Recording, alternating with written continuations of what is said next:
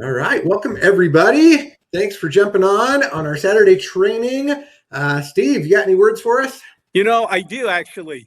As a matter of fact, yesterday I went to PF Chang's to eat, where we do get a discount, by the way, on our stacks. But I got my fortune, uh, out of the cookie here, and I thought, oh, this is talking about Jeremy, just so you'll know.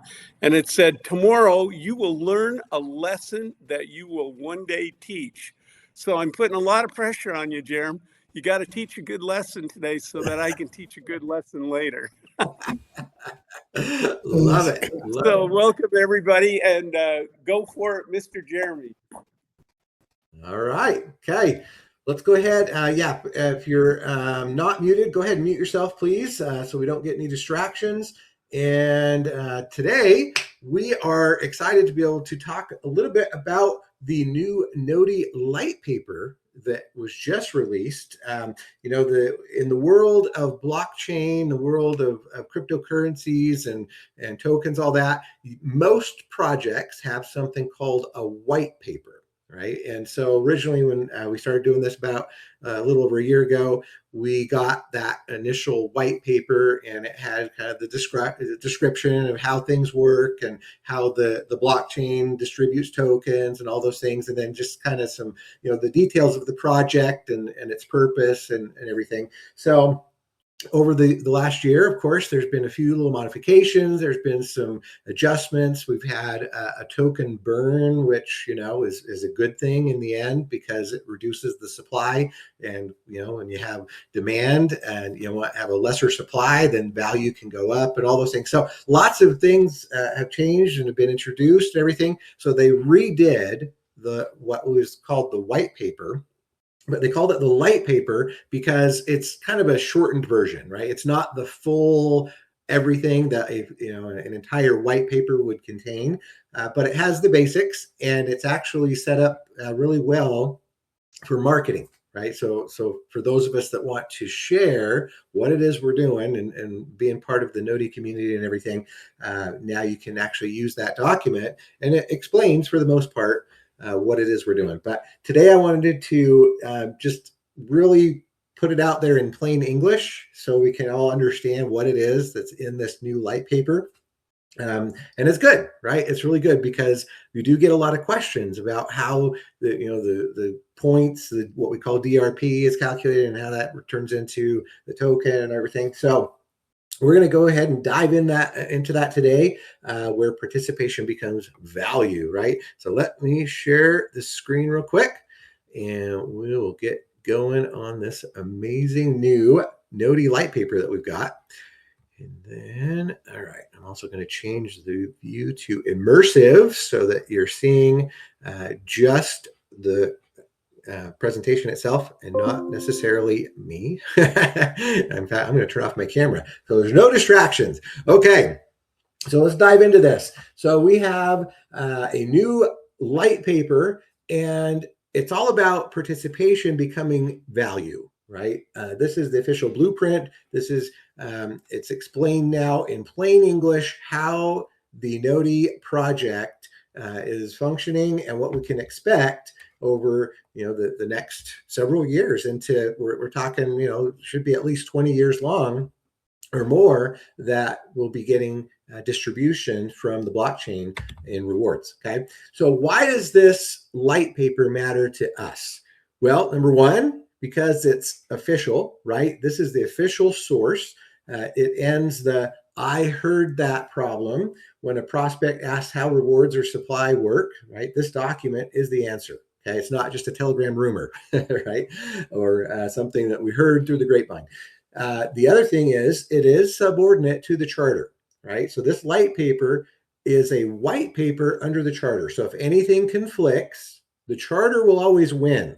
Okay, governance can evolve over time, and that's important. So the charter is kind of like the Constitution, right? You don't really change the Constitution, right? You can change laws, you can change different things, but the Constitution's the law of the land, and same thing here. Our Gnodi charter And the governance that's the, determines everything. But the white paper explains it, but could potentially be modified if things need to be updated or added, and it just goes through compliance and all that. Okay, so it is written for compliance. That's the other important thing, is that there are no guarantees of value, listings, income, or returns anywhere, right?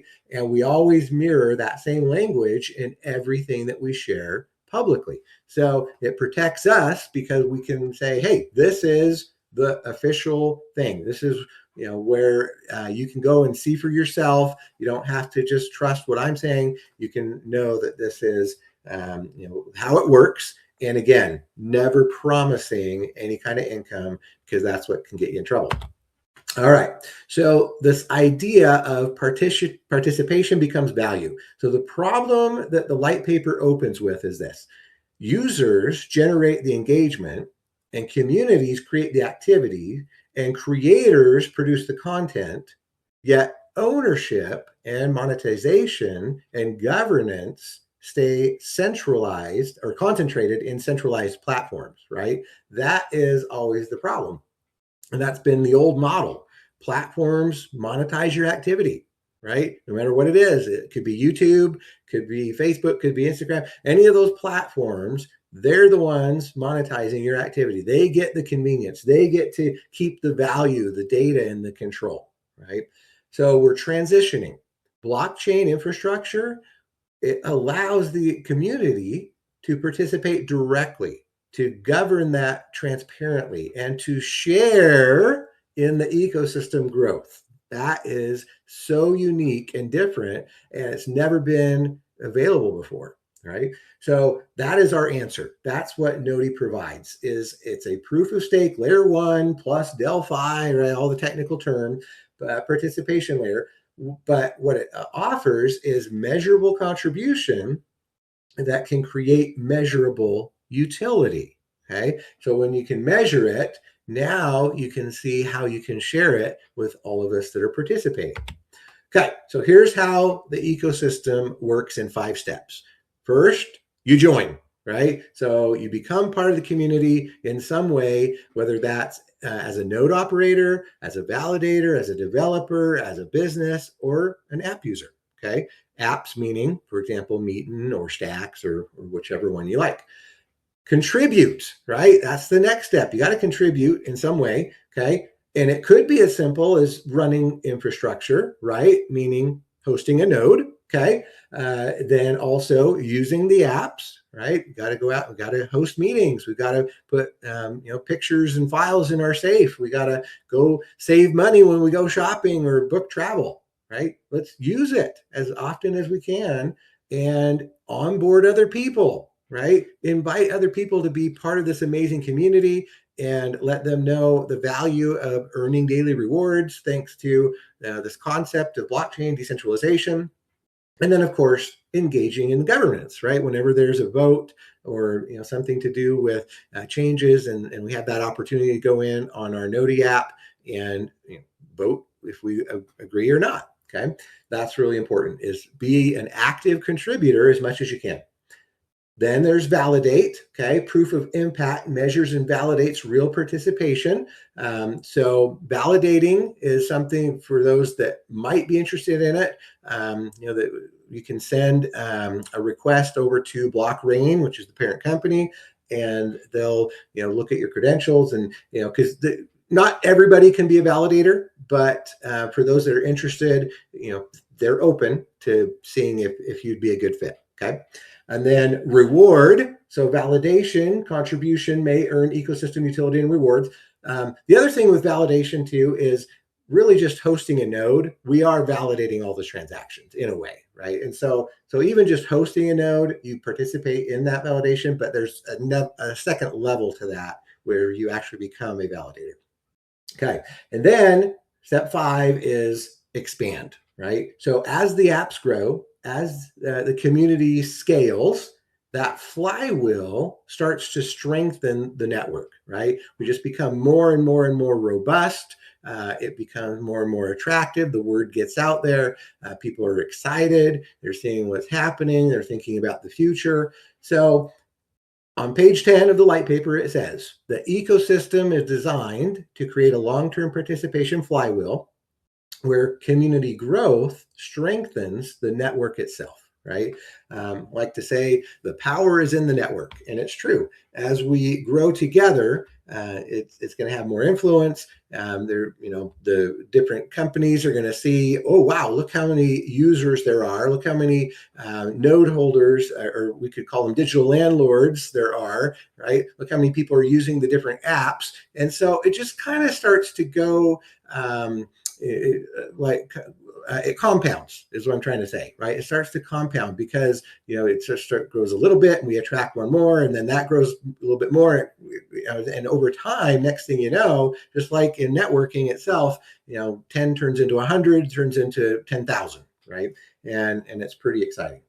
Okay, so 2 layers, 1 network. So layer 1, validators. So this is getting a little bit technical, but the idea is this. We have a decentralized proof of stake validator network. That's what we have. That's our foundation. Now, what do the validators do? The validators are the ones that actually are creating the blocks on the blockchain, right? They're maintaining that consensus and securing the chain. Now, if you want to know how many validators we have, it's very easy. All you do is you go in your wallet and you say, I want to stake some tokens, and then it gives you the option to see, to choose one of the validators, right? And I don't remember the exact number that there are now, but it's about 12 to 15, I think is what it is, somewhere in there. So you pick, right? You pick one of those validators as the one that you want to stake your tokens on. And those are the ones that are actually laying the foundation. They're the foundation of it. Okay. And so when we stake to them, they're the ones that are doing the heavy lifting. Okay. So you could kind of think of it like they're the servers, right? They're in a computer scenario. They're the ones that are really doing the hard work. And then what we do as node owners is we have Delphi nodes. Okay. So the Delphi nodes is the participation layer, which is where we just basically are keeping a copy. Okay. So everything that the validators are doing, right, it gets sent out to all of us as node owners to basically re-verify and have a backup of whatever is actually happening on the real blockchain layer 1. Okay. So that is where we come into play. So we're buying nodes. We're hosting those nodes. We're creating redundancy. We're creating protection. We're creating a second layer of verification, all of that. And it also verifies, for example, app authentication. Okay, so when somebody buys a gift card on Stacks, or somebody hosts a meeting on Meetin, well, all of that has to then go to the validators. Say, yep, so-and-so did this, and this is what it was, and it creates that block, right, on the actual blockchain. And then our nodes actually go out and authenticate that and validate it as well, okay? And then we are rewarded through that proof of impact. And then we also are allowed to, it bridges, okay, is I guess the correct word here, the real world apps, right? So Safe Stacks and Meetin, all of that to the blockchain.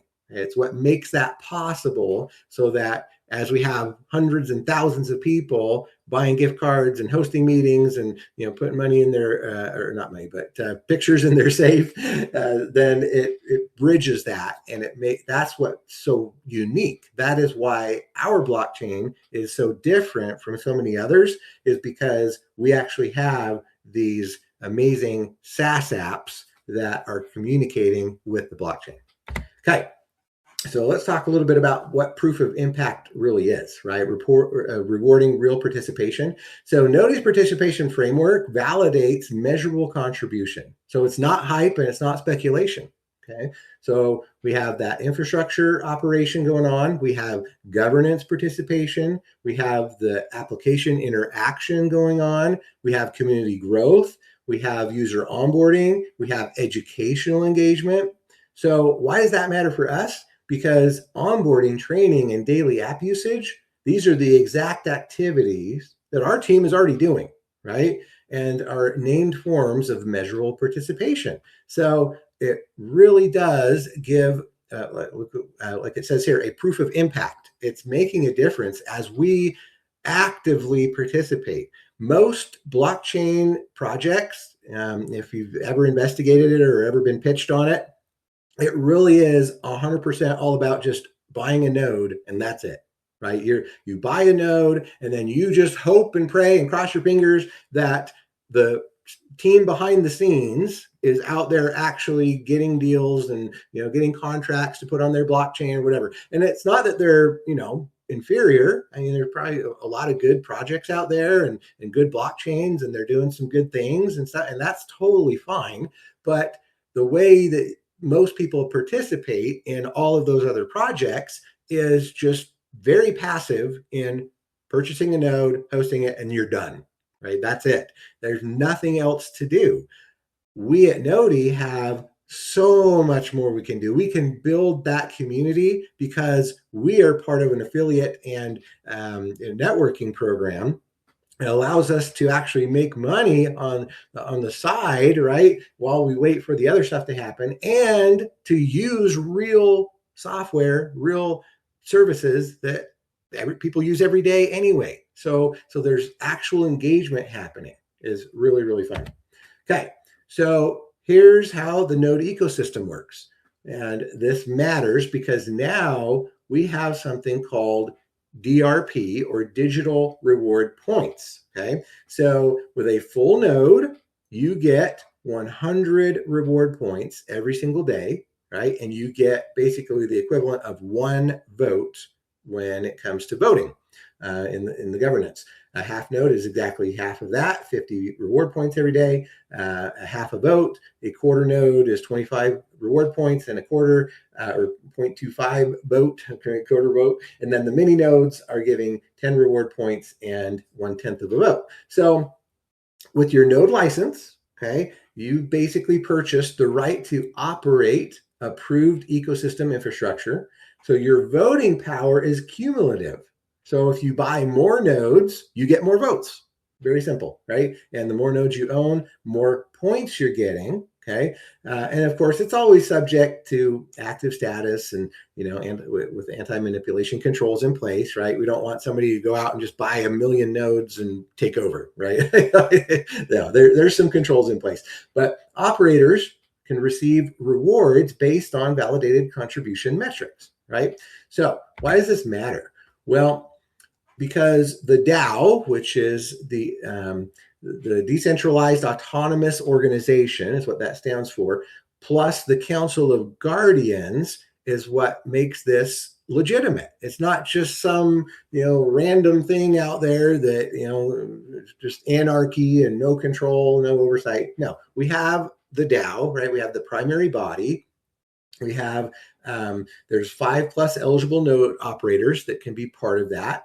Right, there's got a voting period, usually from 7 to 21 days. There's a quorum concept with 15% of weighted active votes. The standard approval is 50.1% of votes cast. You can do constitutional amendments, right? If 75% of all eligible weighted votes vote yes, then you can actually make amendments. And then failed proposals have 30 days to go ahead and resubmit it after that period. So yeah, it's like actually governed and there's some structure there. And then that Council of Guardians has 5 members staggered for 2-year terms. It cannot unilaterally amend the charter, right? Alter the node supply or spend any of the treasury. Okay, and they can only delay or veto on finding any kind of material harm with a published explanation, and the DAO can actually override a veto. So, right, so there's checks and balances, which is really, really important. Okay, now here's the other big thing. This was a big headline, right? They made a big deal about this, and they're originally in the white paper it came out at the beginning. They were talking about a 35 billion maximum supply cap, right? So 35 billion tokens ever. Well, because of the way things went down during the first year, it wasn't quite as utilized maybe as we'd hoped, or there were lots of different things that happened, but it was decided that we would go ahead and burn 5.5 billion tokens, meaning they would just never be minted. They would never exist. They would never come into reality. So now we have a revised maximum supply cap of 29.5 billion. Okay, reduced supply. So it passed with 99.88% yes. Okay, on 55,309 weighted nodes and 76.2% quorum. So the 5.5 billion removed shall never be minted, distributed, restored, reclassified, or introduced into circulation except by a future constitutional amendment, right? But could happen, but why would we ever do that? This is good. This is an awesome thing that happened, because reducing the supply just means that as the demand goes up, there's definitely going to be less tokens, which means the ones that do exist could have more value to them. So why the council backed it? Because we want that supply discipline, right? We want to reduce that inflationary pressure, and we want more participation-based distribution, meaning we want to make sure that the majority of the tokens are getting paid out for the SaaS products, and the SaaS, that 40% bucket that is tied to getting the services more so than just node holders. Okay. All right. So where did it all go? Well, the original year one genesis of 17.5 billion, about 7.07 billion remained undistributed, right? So basically Gnodi P4 accounted for every token. So here we go. So distributed in the year one, 10.43 billion Gnodi tokens were distributed and earned by the participants. 5.5 were permanently burned. Okay. Long-term incentive reserve, they put 500 million into a reserve where those funds are, that they locked up those rewards for later. Then, of course, they put 93.4 million node into the treasury and ecosystem, which is the governance, controlled grants and development and stuff for growth. Okay. And then there were 973.5 million assigned waiting claim. So they belong to participants, but they're just the deposits on chain hadn't been requested. So they're sitting, in your wallet. You've got the option to, just keep things as rewards instead of depositing them into your actual node wallet. So there's a bunch that people have just never decided to go in and deposit, right? You can turn on the auto deposit thing. So that's up to us to go in and talk to people and make sure that they are transferring those rewards over if they so choose. Okay. So the other thing that's really important to understand, of course, is the halving. We've talked a lot about this, to have built-in scarcity, because again, scarcity is what can create more demand and more utility, and therefore more price appreciation, right? So how it works is, of course, every year we're a little bit different from Bitcoin, because Bitcoin halves every 4 years, but Gnodi halves every single year. Okay, so early participation matters so much more with Gnodi than it ever did with Bitcoin. So, because it's just gonna move a lot faster. You can see how that bar graph is just dropping, right? And so, if we have every single year in April, and the daily allocation is, of course, divided 365 days in the year, well, year two, right now, there's about 23.97 million going out every day. Okay.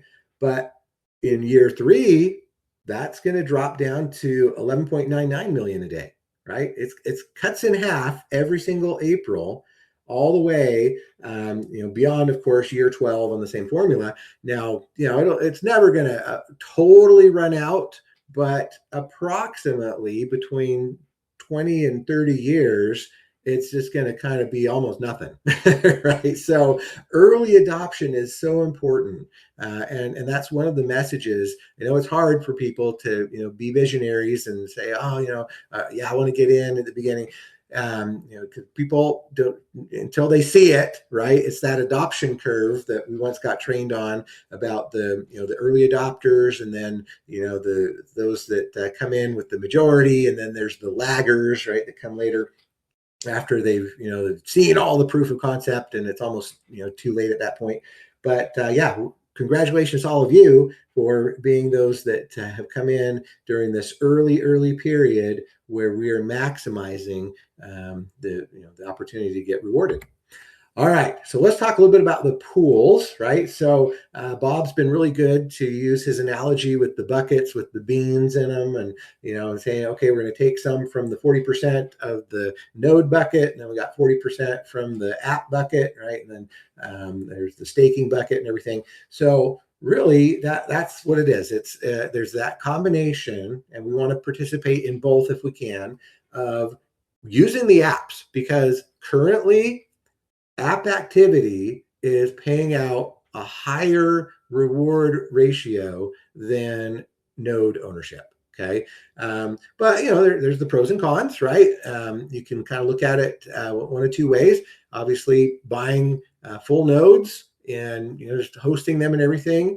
It's a great way to build the infrastructure. It's a great way to be able to say, hey, you know what? I just want to buy this one time and be done, other than the hosting. There's something to be said about that. Whereas the apps, they are a monthly, right? Apps have a monthly subscription to them. So the reward ratio is way higher, knowing that, right? Because they know that people are paying into that every single month instead of just a one and done type of scenario. And the other advantage with the apps is you don't have to pay hosting. so there's not that extra fee added on. So the ideal scenario is just a mix, right? Have both. Be sure you're using the apps, but also make sure you have some ownership. And then, of course, all the nodes also get an additional little bit from that 10%, from the 20% bucket. And then finally, staking, right, for validators and those of us who stake node rewards. We're going to be able to get a little bit more, right? And the analogy I always like to use is just this concept of you have your checking account and your savings account, and so for long term you put money into the savings account and hope that it's going to earn a little bit more interest, even though most savings accounts don't pay that much, but still it's there. It's still pretty liquid, and you can get to it relatively easy, but you're putting it in a safe place, hoping it'll earn a little bit more on the side while you're not using it, right? And then the checking is more for the day-to-day stuff, and that's how our wallet is set up. If you have your Gnodi tokens in your wallet, they're just there. You can use them anytime, sell them, trade them, whatever. But if you put them into staking, then they're locked up for at least 21 days. And with the idea that you're going to be earning this extra 10%, on a daily basis, which is valuable, right, for the long term. Okay, so let's talk a little bit more about the DRP concept, because this is where it's a compliance thing, and it can be a little confusing explaining it. But the idea is this. So again, we're earning points, right, as a node owner, operator, and as someone using the different services, the SaaS products. We're earning those daily reward points, okay, DRP. But a DRP is not a token, okay? It's just a marker. It's a representation, okay? It's just a kind of a value that can convert into a token at some point, right? So for right now, while we still have, pretty good distribution of tokens coming out and everything, they're doing it as a one-to-one. Okay. So as long as total participation stays within the daily activity pool and everything, that's what it's going to look like for the short term. If you get 100 points because you host a full node, you should be getting right around that same amount of Gnodi token. Okay. One to one, right? But phase 2 will come as we go through more halvings, as we get more usage, as we get more people involved, right? It's just, the same amount getting distributed every day, but now it's getting distributed to more people. And so it eventually, you can't do a one-to-one anymore. Okay, it gets diluted. So we have then the proportional model, right, where your Gnodi tokens will then equal your points, your DRP, divided by the total network DRP times the daily bucket. Okay, so you have this new formula. You have to do math, unfortunately. Okay, and it's gonna, this will trigger permanently once the daily points exceed the total pool, right? So we don't know. We don't have a clue when that will happen.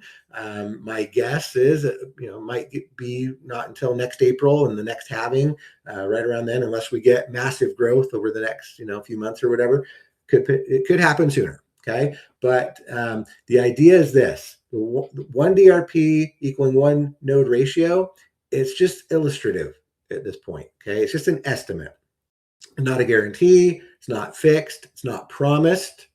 So as participation grows, it could definitely go down. Okay, so the switch to proportional is permanent and irreversible. It's part of the Constitution now, and the DRP they're just a protocol for scoring. That's all it is. They're just points. Okay, just points that they're not tokens. They're not even transferable. Right, you got to convert them into Gnodi token to be able to transfer them to people or send to people. So that is the concept, and it just protects us because in the future, right, when way less tokens are getting distributed and way more people are participating, there's just no way you could ever continue on a one-to-one, right? It just wouldn't be possible. Okay, so now we're going to talk about loyalty. Okay, loyalty pays. So that 500 million long-term lock reserve, right? So it's a 1x on the 6-month lock, and then it's a 2x on the 12-month lock, and then a 4x on the 24-month lock. So what they're doing is they're basically taking, there's 250 million in the first year, 125 in the second year, and then 62.5 in the third year, and then 50% of the balance yearly after that. And so the idea is this: locked node cannot be unstaked or transferred for the full duration. It's enforced at protocol and smart contract levels, no early exit under normal operation. So it's funded by the 500 million from the realigned year one allocation. It's not new, right?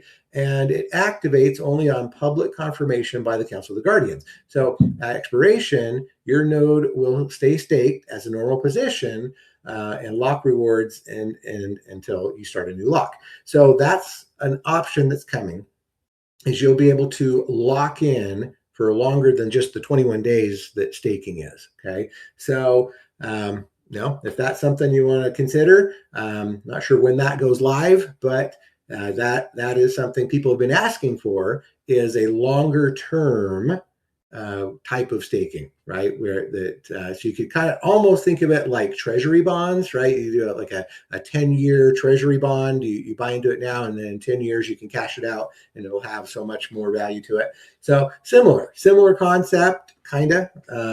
It's a way to think about it. But yeah, this is what's coming. And for those that want to, stay loyal and think of this more long term, up to 24 months, and do a 4x on your stake tokens. So pretty cool. Okay, then let's talk a little bit about the utility of today, the Gnodi powered Delphi applications, right? So we have our safe, we have our stacks, we have our meeting, all about decentralized storage and everyday savings and communications and everything. And the idea, of course, is utility. That's what it comes down to. So digital rewards in these apps are linked to usage and participation, and they do not represent financial value or economic guarantees. We got to make sure we're always using that language. But these are things, again, going back to the triple advantage, right? These are things that we use anyway. These are things that are actually better than the competition anyway. So why not also get that third advantage of you're getting daily rewards no matter what they're worth, right? It doesn't matter if they're a penny or 2 pennies or 10 pennies or whatever they are. It's way more than what you're getting with the competition in the first place, right? And especially long term, we know what that could potentially turn into. Okay, all right. Let's talk a little bit about treasury and transparency commitments. Okay, trust but verify, right? Very important. So they definitely have multi-signature controls. So the Litepaper talks about this. That there's no single individual, company, council member, or service provider that has control over all the treasury assets. Nope, not going to happen. Craig or Kat or whoever, they can't just go in and take all the stuff and run, right? It's all protected. It's public reporting. Okay, so the council publishes everything, their revised max supply, the burning supply, circulating versus undistributed, reserve status, daily emissions, reward pool, DRP updates, and active law, all the things. It's all public. You can find it. Okay, and then the governance gate releases. So there's that many treasury tokens, 93.4 million, that are released only through governments and approved tranches. So grants, development, validator support, partnership, security. So that set aside amount is there for future development, right? To incentivize certain companies to come build on our blockchain and all those things. So it's all gated, okay? It's all protected. It's all transparent. All right. So how do we talk about this? So really, it comes down to this. We never want to talk about guarantees, our disclaimer, right, that we always share. We want to make sure that, we're not promising any kind of passive income or anything like that. Okay. We're not, ever going to say, oh, we're guaranteed to be on a major exchange like Coinbase or something. No, we can never say that, right? We always want to say that participation may earn you rewards based on the validated contribution, and the max supply was permanently reduced to 29.5 by community vote. That's great. The 1-to-1 DRP rate is illustrative right now. That could change in the future.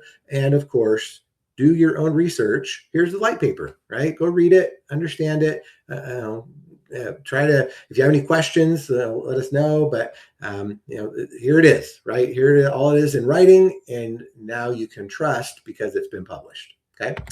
All right. So here is the recap. The 5 things to remember.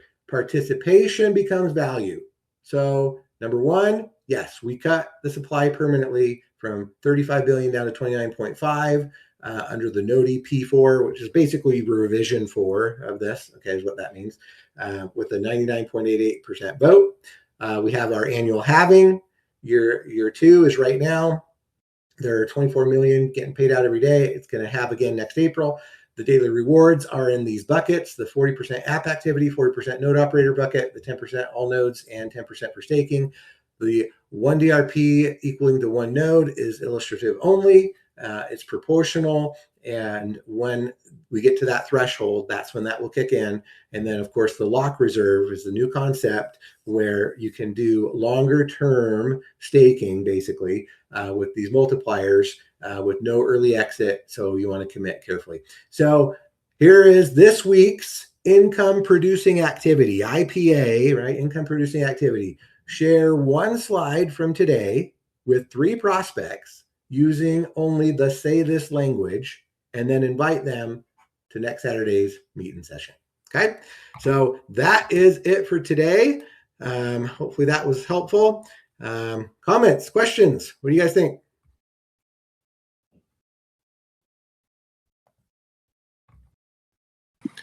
Yeah, it took me a second to get off mute. That was incredibly educational, and I can't believe it as I'm looking at the presentation. I love the idea, Jerem, that you say share a slide and invite people, because I'm going to definitely do that, and I'm going to have people on myself next week, because these are just too good to miss. You learn so much, so appreciate it. Anybody else have comments? About the same thing. There we go. Sorry, Vaughn, go ahead. It's just amazing, Jeremy, how you can come up with these simpler explanations. I know we could have all read the Litepaper, but would anyone have done it? Sure, really. So I'm really excited about how you put it in writing here and you have it recorded so we can all read it again, share it, copy it, so on. So thank you. All right. Yeah. Excellent. Yeah, I'll second that, Jeremy. This is Gordon.